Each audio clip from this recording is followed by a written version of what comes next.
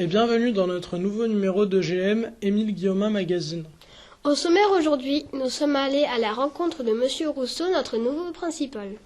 Nous vous ferons découvrir les différents ateliers de la SECPA.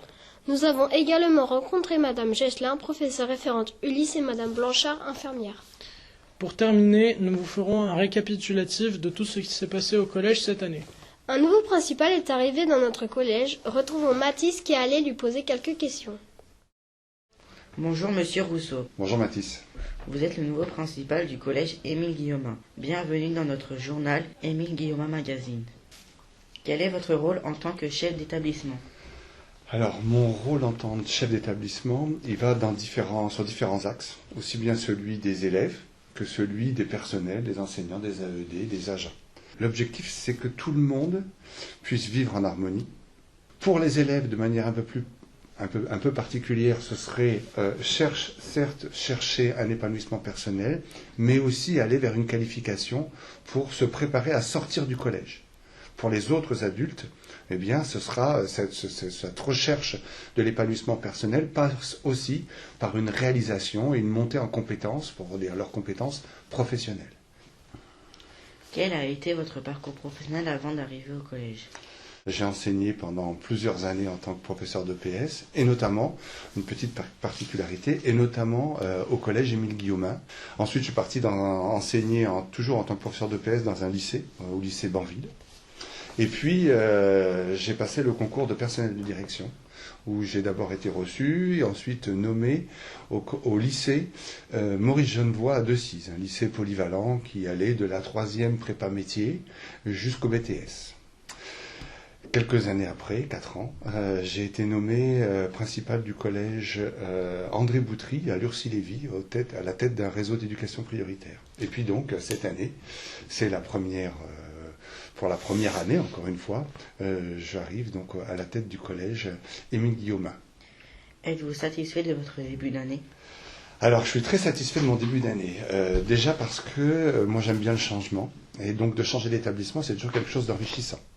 On y voit différentes personnes, différents élèves, une autre culture, une autre organisation. Donc, de ce point de vue-là, j'ai été très satisfait.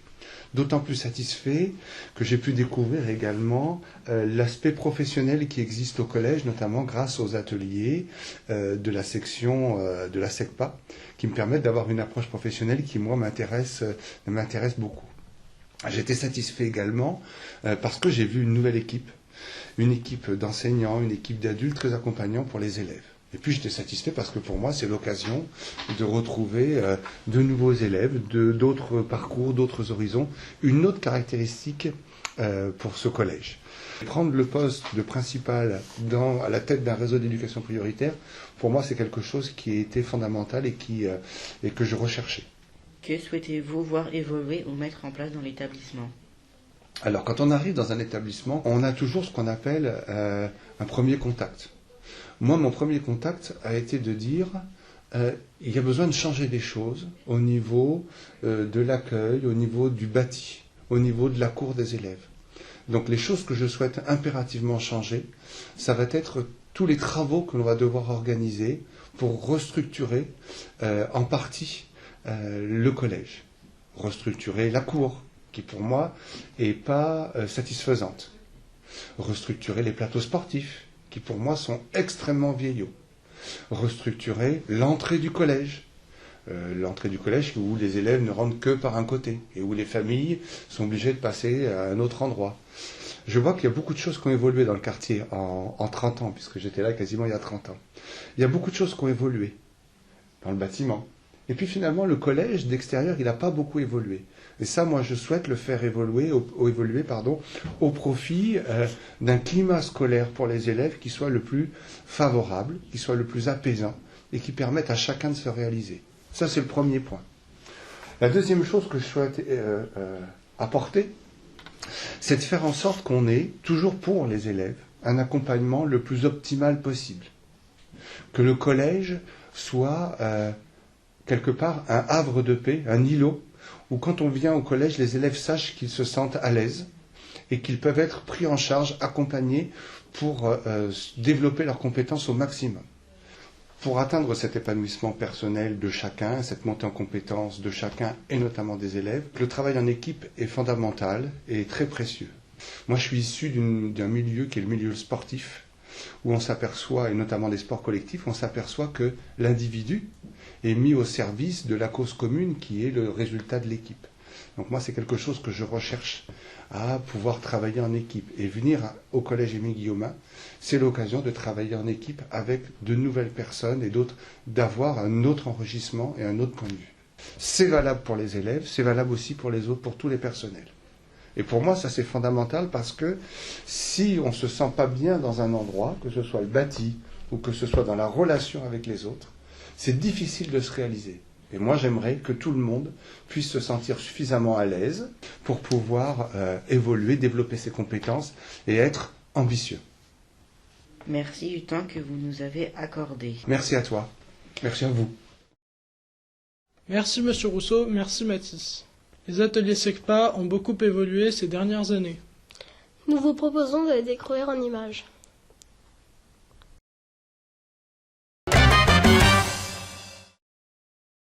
Alors la SECPA est une structure destinée à accueillir des élèves de collège en grande difficulté d'apprentissage scolaire. Ces collégiens bénéficient d'un enseignement adapté dans leur classe et ils sont associés à de nombreux projets concernant tout le collège et sont aussi délégués de classe. Certains d'entre eux sont également inclus dans d'autres divisions de leur niveau de classe pour approfondir des connaissances disciplinaires. Ils bénéficient aussi d'un enseignement de découverte professionnelle dès la 4e, avec 6 heures d'ateliers par semaine et 12 heures en 3e. Ces ateliers sont hygiène, alimentation, service, vente, distribution, logistique, espace rural, environnement et les métiers de l'habitat. Ces élèves ont l'obligation de réaliser en 4e et en 3e des stages d'initiation et d'application en entreprise.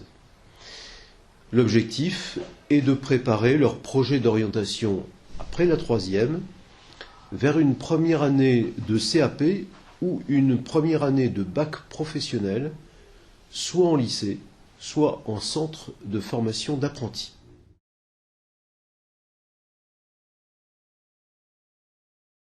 Alors aujourd'hui on construit une classe extérieure.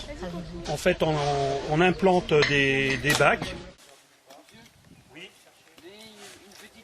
avec une plantation de framboisiers pour délimiter en fait la classe extérieure qui est située ici entre une haie qui a été plantée sur ce pourtour-là, cette haie de framboisiers ainsi que des bancs qui vont être posés ici. Bonjour, donc Emmanuel Benoît, je suis enseignant de l'atelier Habitat et donc je vais vous présenter notre atelier. Donc vous voyez, vous avez des demi-box ici où en fait les élèves voient différentes facettes du métier de l'habitat. Donc la base, donc on leur a fait faire de la maçonnerie avec du béton armé. Ensuite, on leur a fait construire une ossature en bois, où ça fait appel à des connaissances en charpente. On a fait une petite toiture en shingle. De l'autre côté, donc, vous avez des rails, d'accord. Ils ont appris à poser du placo, à faire des bandes à joints et du carrelage. Ensuite, par la suite, donc, on va faire tout ce qui est plomberie, pose d'un lavabo, avec raccordement en cuivre et façonnage. Notamment leur faire voir à braser le cuivre et à le façonner. Donc ensuite, en 3e, ils font des projets un petit peu plus conséquents. Donc on aborde des notions d'électricité. On a pu reconstituer sommairement une installation électrique avec différentiel et fusible. Et je leur fais des petits schémas où ils apprennent à câbler en série, en parallèle, à câbler aussi un va-et-vient. On voit aussi un petit peu d'électricité automobile. Donc un exemple de ce qu'on a fait avec les 3e, c'est par exemple on avait besoin d'alvéoles pour entreposer le sable. Donc là, du mélange béton, ici du sable tout fin. Donc on leur a appris à monter des murs, à fabriquer avec de la fibre de verre des chapeaux de muret, apprendre à les caler, à faire des enduits, bon c'est un des grossis, et notamment aussi à fabriquer un escalier en béton. Donc bon, il y a tout un calcul à faire au niveau de la hauteur de marche et puis de la longueur.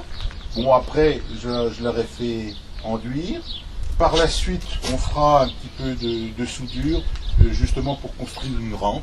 Voilà, on touche un petit peu à beaucoup de métiers du bâtiment. Il y a que la maçonnerie, la charpente, la couverture, la plomberie, électricité, et notamment aussi des notions de dépannage, par exemple sur un chauffe-eau, leur apprendre à câbler une résistance électrique et voir comment fonctionne le chauffe-eau et comment le dépanner. Voilà. Bonjour, moi je suis Christophe Laurent, le professeur de l'atelier HAS, Hygiène Alimentation Service. Et là vous êtes dans la cuisine de l'atelier, voilà, où les élèves de 3e réalisent un repas sud-américain, où chacun est par groupe de 2 avec une recette qu'il a étudiée au préalable. Donc la cuisine, on la réalise sur une matinée. En général, on fait soit le service de midi, soit des ventes à emporter dans la journée. On nettoie ensuite en totalité la cuisine, et puis effectivement les autres jours de la semaine, on entretient le linge, et on le lave, on le repasse. Voilà, donc hygiène, alimentation, service, aussi bien dans le domaine de la cuisine, de l'entretien du linge ou de l'entretien des locaux. Bonjour, Corinne Ami, je suis donc professeure de vente, donc à l'atelier vente distribution logistique. Donc là nous sommes dans la salle de classe, hein, où en fait on a créé, enfin les élèves ont créé donc un magasin pédagogique. On va donc retrouver différents pôles, avec donc le pôle vitrine, la caisse, une mini supérette. Donc on essaye de travailler un maximum la pratique avec eux.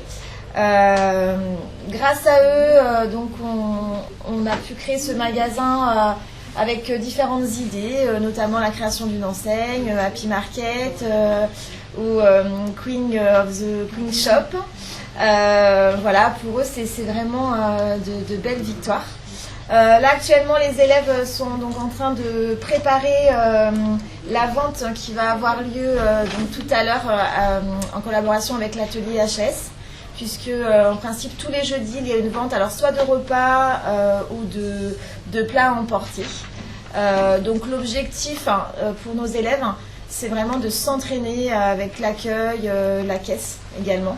Et donc il y a une préparation qui n'est pas si simple que ça, puisqu'on doit réfléchir au thème en fonction du repas.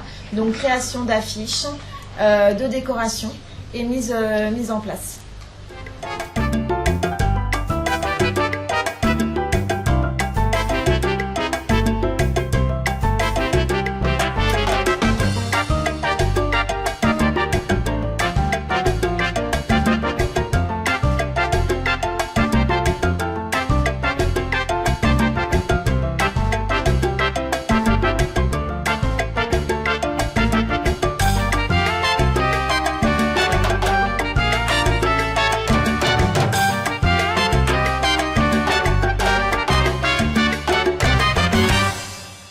Merci à l'équipe de SECPA pour cette petite visite des ateliers.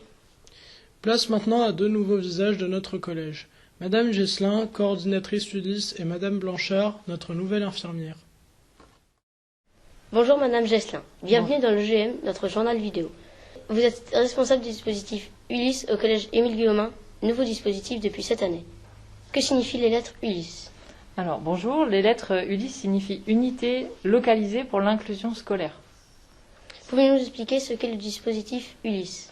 Donc c'est un dispositif qui est présent dans tous les collèges maintenant de l'agglomération de Moulins et qui permet à des élèves qui sont en très grande difficulté de participer à certains cours et d'avoir à côté de l'aide soit pour ces cours-là, soit pour d'autres matières qu'ils ne font pas avec vous en fait, en ordinaire. Quel est votre rôle dans le dispositif et quelle formation avez-vous suivi? Alors, en fait, moi je suis ce qu'on appelle coordonnatrice Ulysse, c'est-à-dire je fais de la coordination. Donc je vais mettre en lien tous les acteurs autour de ce dispositif. Ça va être les élèves, leurs parents, les enseignants que vous avez en cours, moi, des gens spécialisés à l'extérieur comme des ergothérapeutes, des éducateurs, des psychologues, des médecins, etc., selon les situations qu'on va avoir. Et avec tous ces gens, en fait, j'essaye d'organiser le parcours scolaire et le parcours professionnel de ces élèves qui sont avec moi. Et pour finir à la deuxième partie de la question, en fait, la formation qu'on suit pour avoir ces postes-là, c'est une certification qui s'appelle le KPI. Donc ça veut dire certification d'aptitude professionnelle aux pratiques de l'éducation inclusive. C'est celle qu'ont les enseignants qui sont dans le dispositif Ulysse en primaire, c'est celle qu'ont les enseignants qui sont dans les classes de SECPA, c'est la même certification. Et en fait, moi je suis en train de la passer cette certification-là. Donc c'est pour ça, vous le savez pas, mais j'ai déjà été absente plusieurs semaines cette année parce que je vais en formation sur Clermont-Ferrand régulièrement. Voilà. Qu'est-ce que le dispositif Ulysse peut apporter aux élèves? Sont-ils bien intégrés en général dans les classes? Alors, je vais répondre à la deuxième partie de la question d'abord. L'intégration, elle est toujours délicate. Elle est délicate cette année, d'abord parce que c'est des élèves qui arrivent souvent d'autres collèges, donc il faut qu'ils s'intègrent tout simplement parce qu'ils arrivent d'ailleurs et s'intégrer parfois en 4e ou en 3e alors que vous connaissez depuis longtemps, c'est pas forcément évident. Après, c'est aussi délicat pour eux de s'intégrer parce que ils font pas toujours tous les cours, donc ils loupent des morceaux de la vie des élèves et puis après il faut qu'ils rattrapent. C'est pas toujours évident. Il y en a pour qui ça se passe très bien, il y en a pour qui c'est compliqué, mais quand ça se passe bien ou quand c'est compliqué, c'est pas forcément lié au fait qu'ils soient en dispositif Ulysse. C'est pas des fois pour d'autres raisons, parce qu'on a tous des personnalités différentes, c'est pas toujours facile. Après. La question, l'autre partie de la question, qu'est-ce que ça peut apporter? C'est aux élèves d'Ulysse ou aux élèves de général? Aux élèves d'Ulysse. L'inclusion, ça leur apporte d'être en contact avec des élèves de leur âge, en fait. Ils ont une scolarité normale, ils sont dans un collège comme les autres, et du coup, ils font comme vous, comme les élèves de général. Et qu'est-ce que cela apporte aux autres élèves?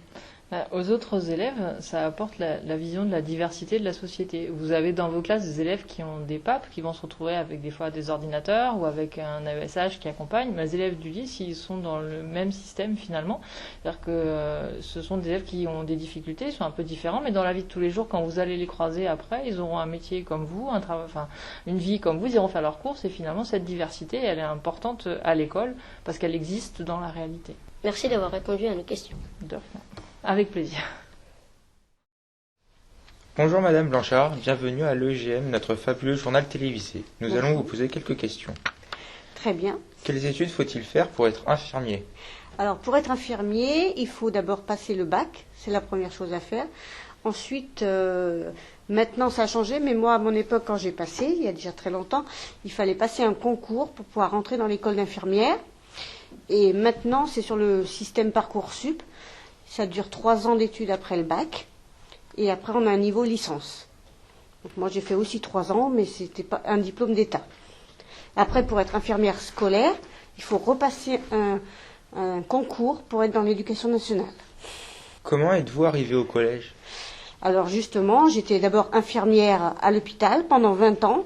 Et j'ai passé un concours d'éducation nationale qui m'a permis d'entrer dans l'éducation nationale et de pouvoir accepter un poste, soit en collège, soit en lycée. Alors j'ai d'abord pris un poste en lycée, j'y suis restée 11 ans, et là je viens d'arriver sur le collège. Appartenez-vous au ministère de la Santé ou au ministère de l'Éducation nationale? Alors, dans un premier temps, on appartient au ministère de la Santé, et si on passe le concours Éducation nationale, on passe au ministère de l'Éducation nationale. Quelles sont vos missions au collège? Oula, elles sont variées. J'en ai beaucoup. D'abord des missions de soins, de prévention, avec tout ce qui peut aussi concerner les petits imprévus de la journée, les soins, les chutes dans la cour, les choses comme ça, la prévention, prévention sur les addictions, sur les maladies sexuelles, sur tous les autres problèmes de santé qui peuvent se poser, un rôle d'écoute aussi également. Un rôle d'éducation. Je suis en gros dans l'établissement pour le bien-être des élèves et pour les accompagner dans leurs études au niveau de la santé. J'ai aussi un rôle de conseil en santé. Merci d'avoir participé à l'EGM. Bonne fin de journée. Merci, à vous aussi. Bienvenue à elle et merci à nos reporters Louison et Tom. Pour finir, retrouvons les nombreuses actions qui se sont déroulées au collège cette année. En septembre, les professeurs d'EPS ont participé à la journée nationale du sport scolaire.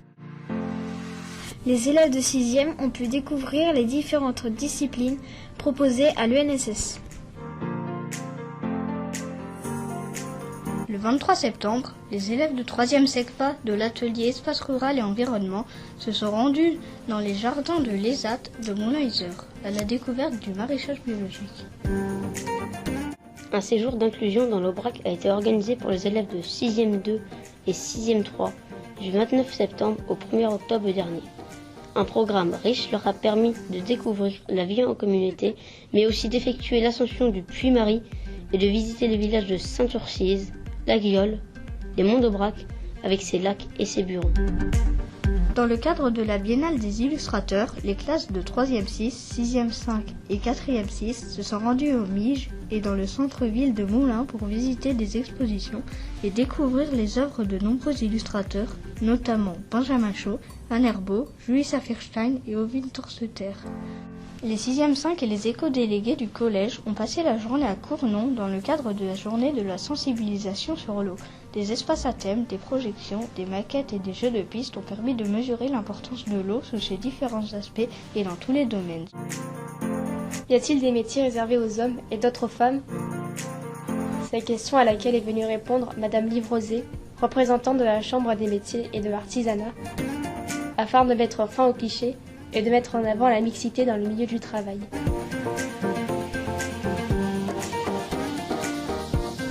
Dans le cadre du projet Plastique à la loupe, les classes de 3e sont allées au bord de l'Allier au mois d'octobre pour ramasser les déchets au bord de la rivière.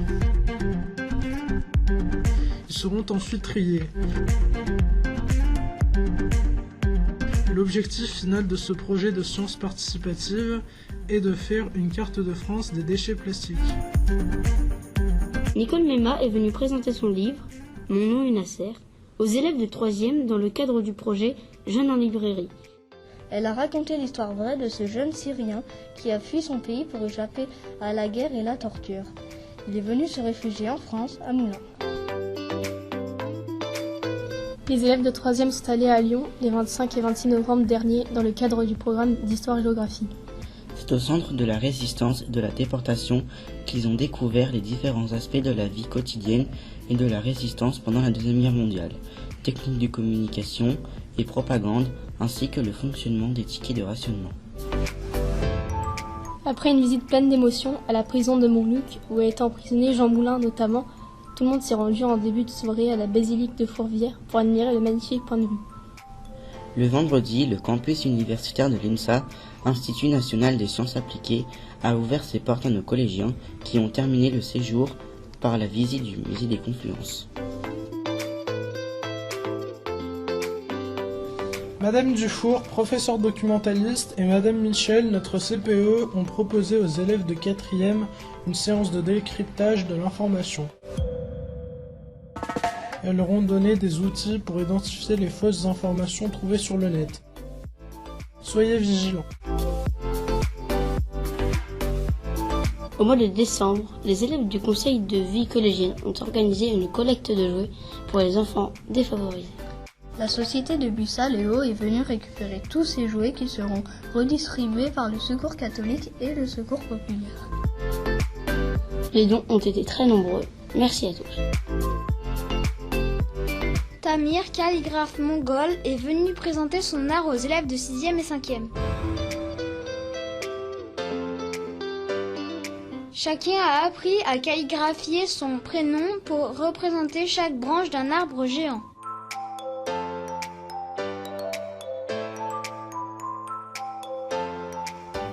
Les élèves de 6e 3 et de 6e 5 se sont rendus à la Maison des Arts et des Sciences d'Isère pour découvrir une exposition sur les contes où plusieurs ateliers leur ont été proposés.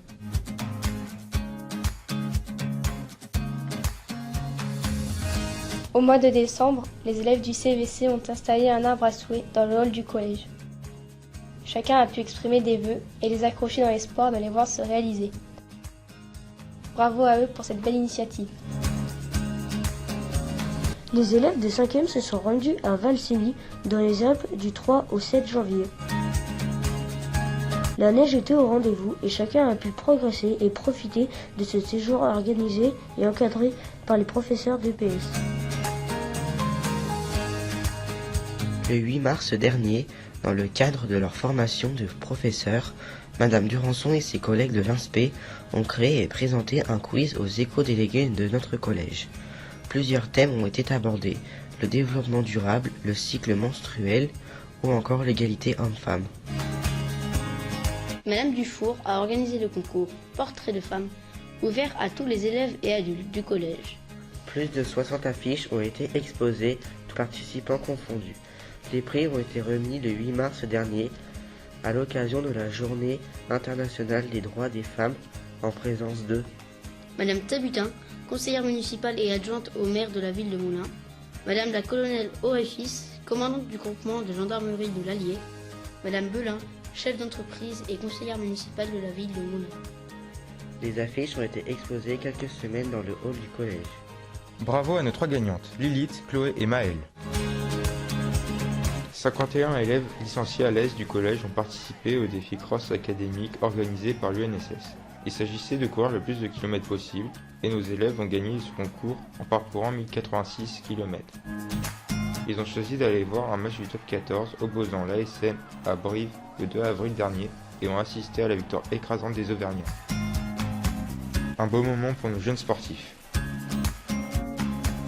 La caravane des métiers a fait étape à Moulins et les élèves de 4e ont pu aller à la rencontre des professionnels.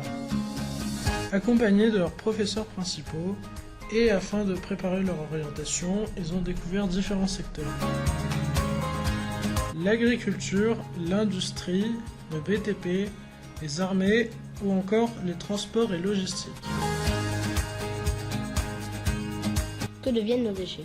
C'est ce que sont allés découvrir les éco-délégués et les 6e 4 en se rendant au centre de tri de Chézy le 12 avril. Ils ont observé le fonctionnement des chaînes de tri et ont été conseillés pour trier efficacement et correctement nos déchets à la maison, afin qu'un maximum puisse être recyclé. L'aboutissement du projet Jeunes en librairie a eu lieu le 14 avril dernier.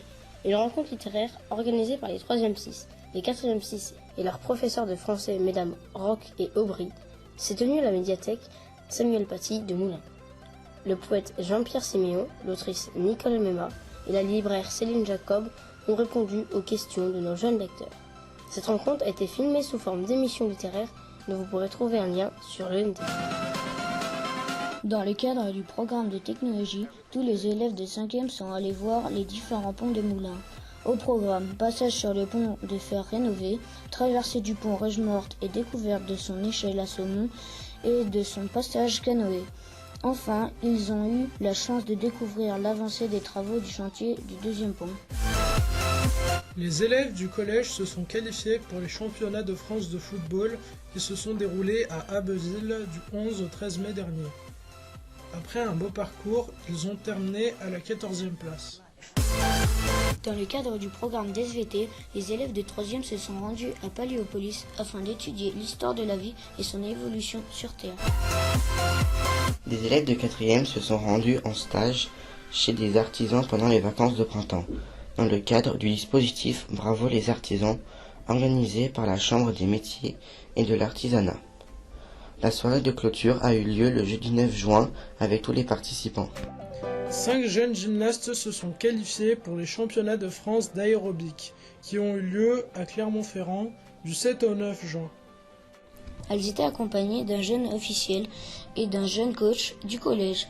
Après 2 jours de compétition, elles ont obtenu une très belle médaille d'argent et sont devenues vice-championnes de France. Bravo à toute l'équipe et à Madame Scheffer pour ce beau parcours. Ainsi se termine notre nouveau numéro d'Émile Guillaumin Magazine. Nous espérons que ça vous a plu. À bientôt.